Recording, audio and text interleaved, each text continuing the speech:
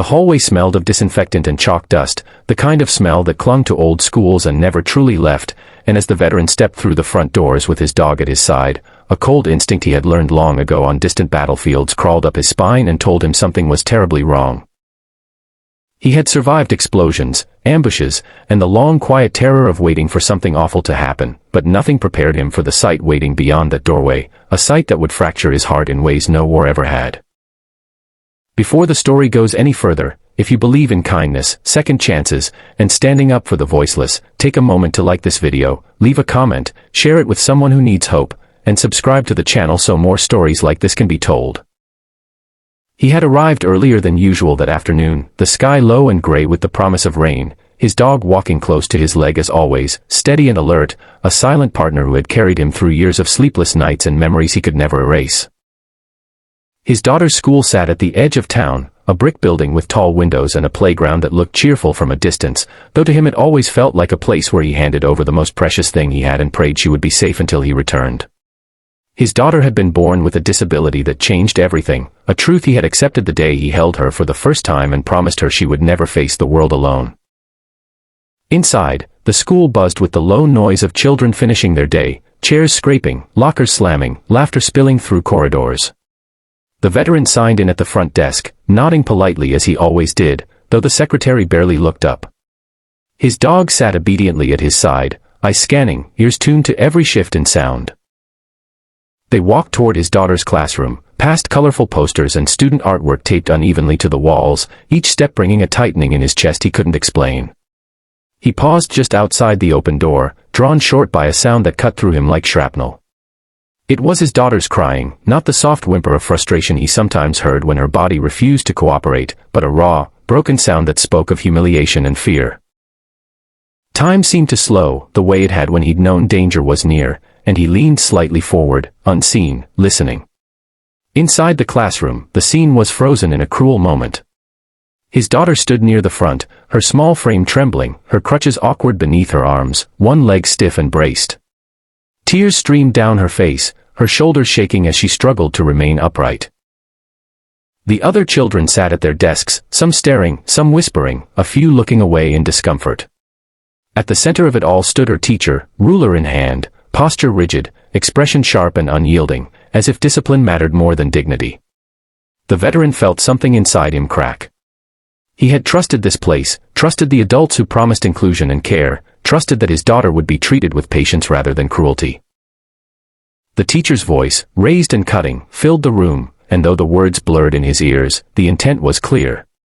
His daughter was being shamed for failing to do something her body could not do easily, perhaps not at all. His dog sensed the shift in him immediately. The animal's muscles tensed, a low protective energy radiating outward, though the dog remained perfectly still, trained and controlled, waiting for a signal that never came.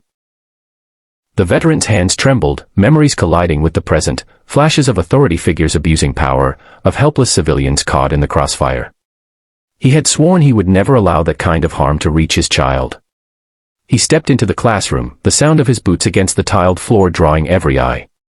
Silence fell in a heartbeat, the teacher turning sharply, annoyance flickering before recognition set in. The children watched, wide-eyed, as the man they had seen only in passing stood there, tall and scarred by life, his presence filling the room in a way that made even the walls seem to listen. His dog followed, stopping just inside the doorway, calm but vigilant. The veteran took in every detail, the ruler held like a weapon, his daughter's tear-streaked face, the way her hands gripped her crutches as if they were the only thing keeping her upright. He moved slowly toward her, kneeling in front of her so their eyes met, his gaze softening, his own pain hidden behind a practiced calm.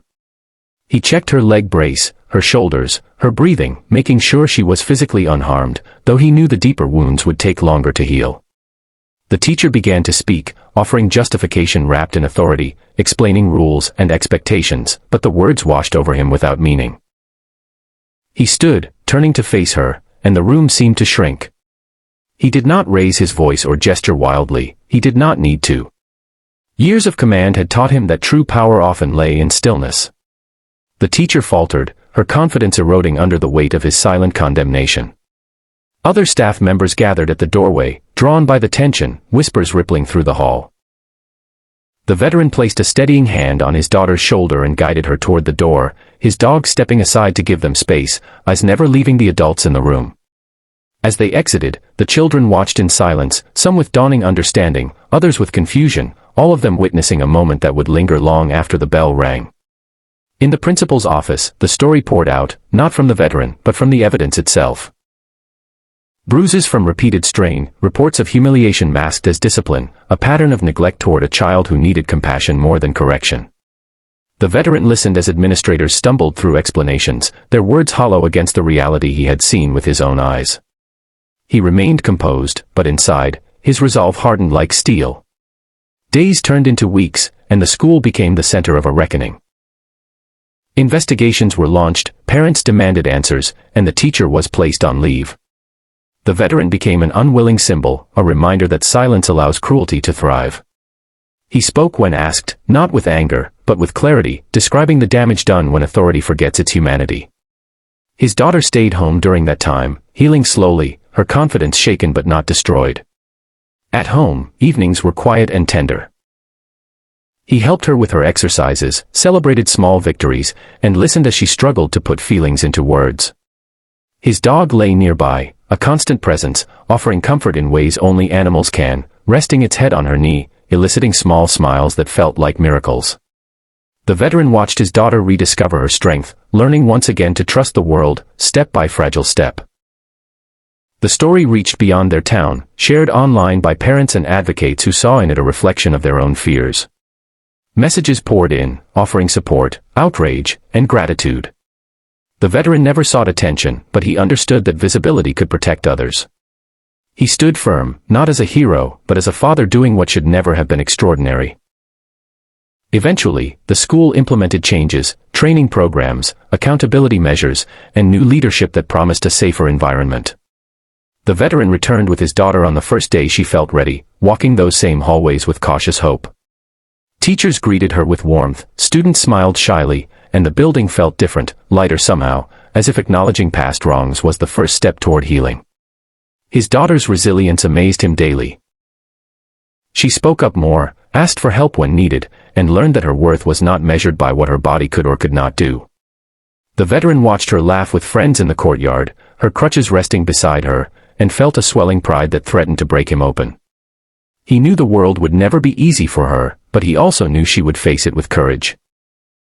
Near the end of this story, if it has touched your heart even a little, please like the video, share it with someone who believes in compassion, and subscribe to support stories that give a voice to those who need it most. The veteran often reflected on that day, on how close he had come to arriving too late, on how easily harm can hide behind routine.